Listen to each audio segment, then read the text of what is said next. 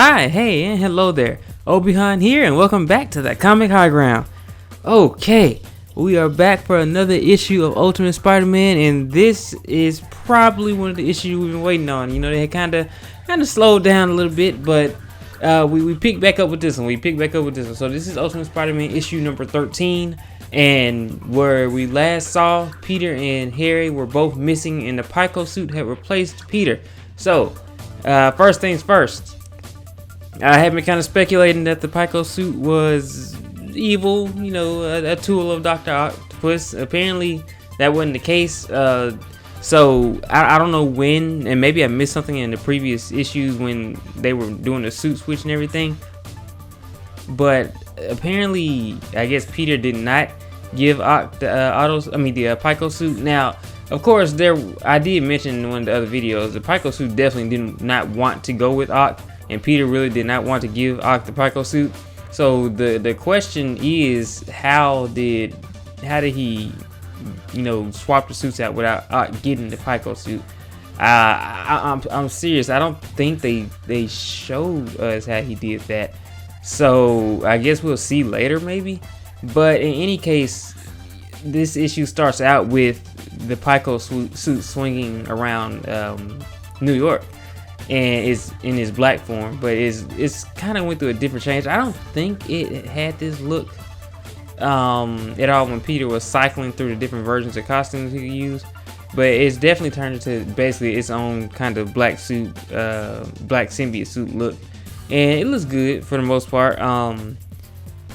I think the more recent black suit look from, ironically, one of the 616 stories was probably a little bit better, but this one was good too. But we find out that the Pico suit has pretty much bonded, if you will, with Richard, because Richard is kind of serving as the substitute Spider-Man while Peter has been missing, and we find out that Peter's been missing for, I think they said a month or two. I think that's what they said. And well, point being, he's been missing a long time. And so the Pico suit basically had made this deal with Peter to take care of his family if should something ever happen to him. And while this is going on, while he's kind of taking care of his family, I guess the suit and Richard kind of came up with this agreement to pretty much keep Spider-Man around, if you will, during the time that Peter's gone, because they're basically fighting crime as Spider-Man while Peter's missing. So Mary Jane knows about Peter being missing, of course, but she doesn't know that Richard is going out here fighting crime, of course, and he tells the suit to make sure he doesn't tell Mary Jane that. And again, they have some nice conversation, because the suit essentially is Peter, right? I mean, he's Peter's consciousness, if you will, and has Peter's personality. It's just not Peter. And so he's talking to Richard like he is his father in a way, but you could tell it kind of, to a certain extent, creeps Richard out, because he does his thing, he says his thing, and he looks a certain way, and Richard's like, can you not do that? And he's like, oh, my bad. But it's an interesting dynamic that we have Richard basically taking over as Spider-Man for right now, because that opens up a whole huge window of possibilities when it comes to the future. Again, I've said it before, and I don't think I'm too wrong in this prediction, but I don't think Harry is going to stay Peter's ally forever. I think they're going to butt heads at some point. It's just a matter of when and how long, or what it is that causes it to happen. So we'll see. But yeah, Richard being another spider person is kind of like a pseudo sidekick for Peter in the future. So especially with it being the symbiote, because again, the Pico suit is basically the symbiote.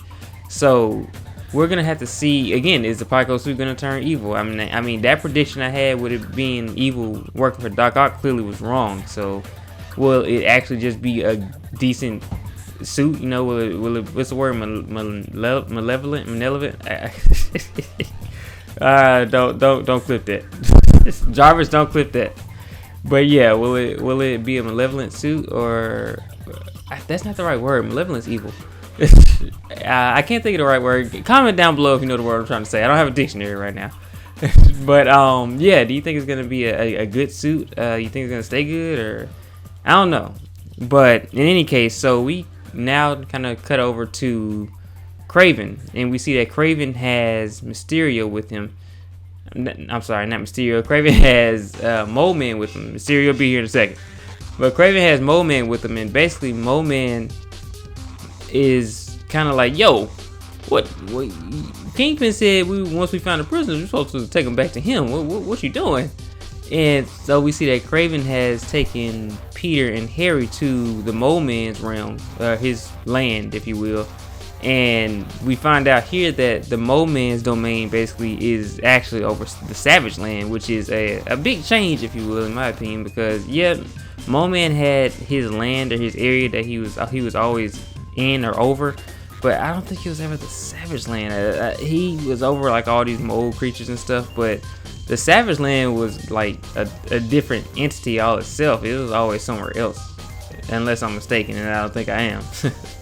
So if you're not familiar with the Savage Land, and it doesn't come up too much, I don't think, in stories nowadays, especially if you're talking about movies and cartoons and everything. But Savage Land is basically like this area, this pocket little spot in the Marvel universe where like all the dinosaurs still exist, and there's this one like Tarzan kind of guy. I think his name is Kazar, if I'm not mistaken.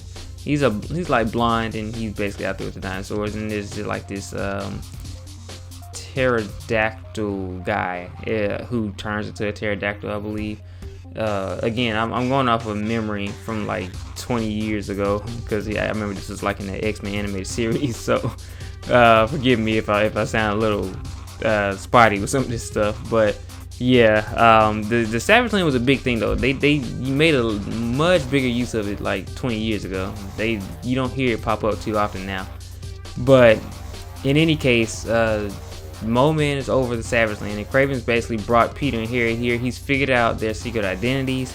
He knows about their families that he said he's tortured them, and basically got all the information he wanted from them. Now, from this standpoint, I got a question, and I guess we would have to see what he did to torture them.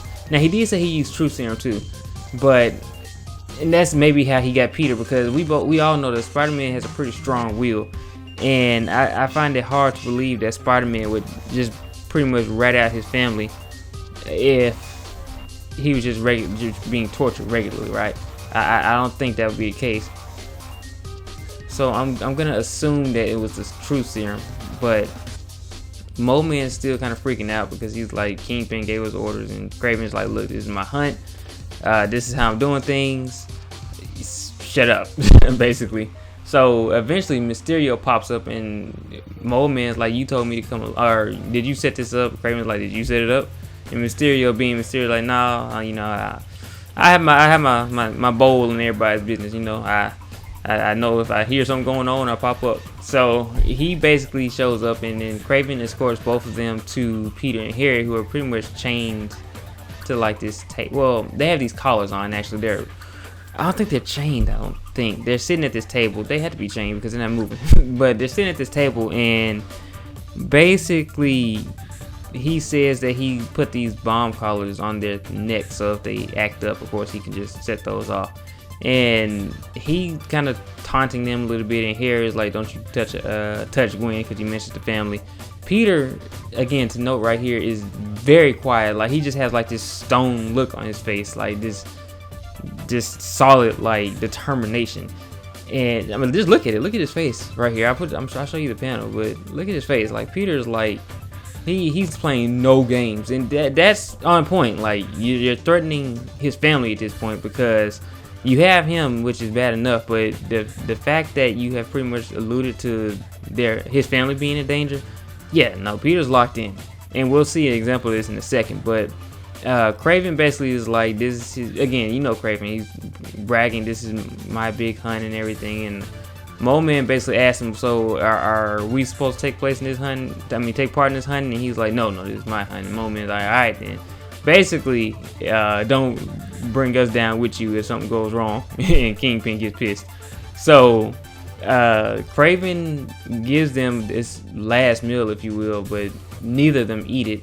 And Kraven's like, okay, well, since you want to go on and get straight to the hunt.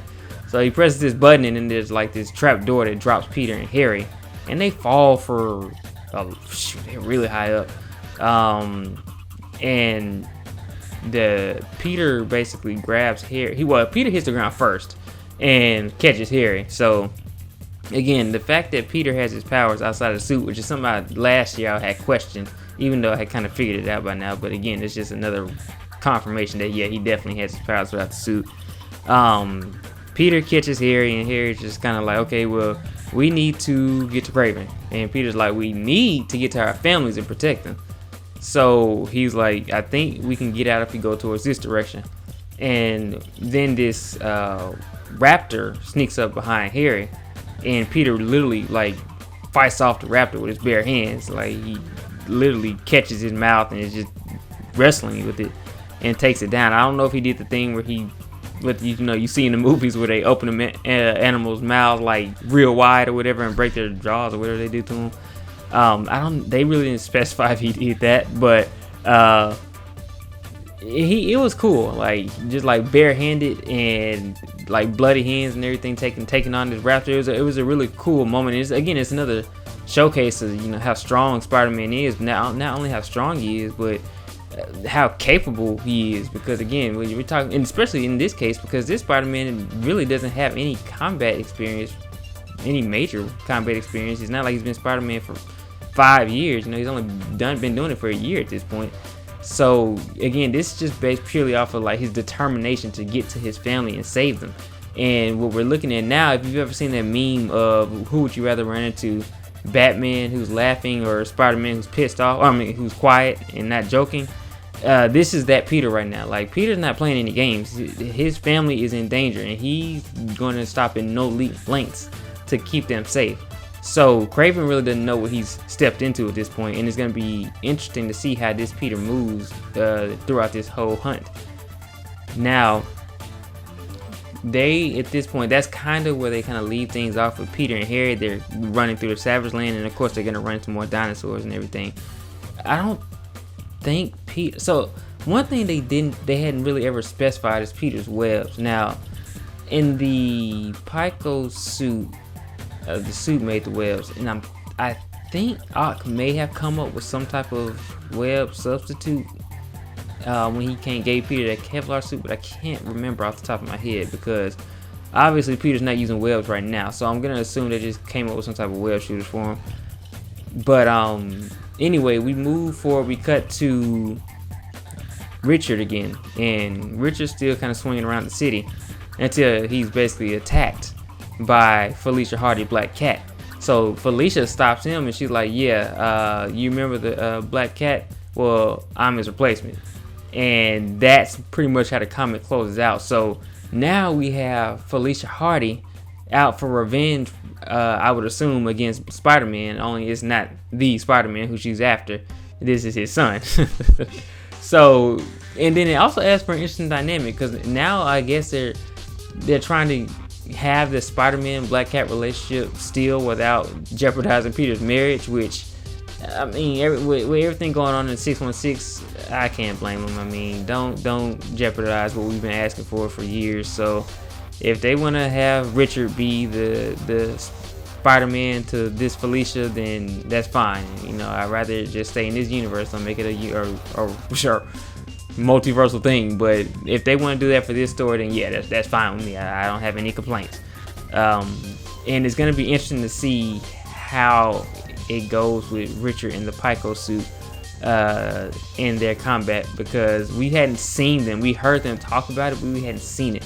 Now, this is also going to be a good look for the Pico, look for us at the Pico suit, because we don't know if it has any aggression or I guess as John Cena would say, ruthless aggression. We don't know how violent it could be. Like, those are signs usually for the black suit.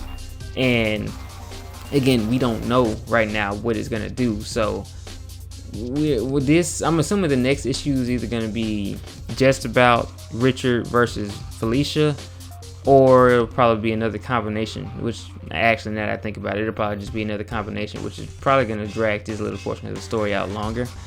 But we got two major interesting things going on at the same time, and I'm so glad, because no offense to Uncle Ben and Jameson, but that story beat with them creating their paper and them creating the Ben Riley alter ego, which, by the way, I didn't mention in that video a few months ago, that Ben and Jameson basically created a fake reporter named Ben Riley to protect themselves.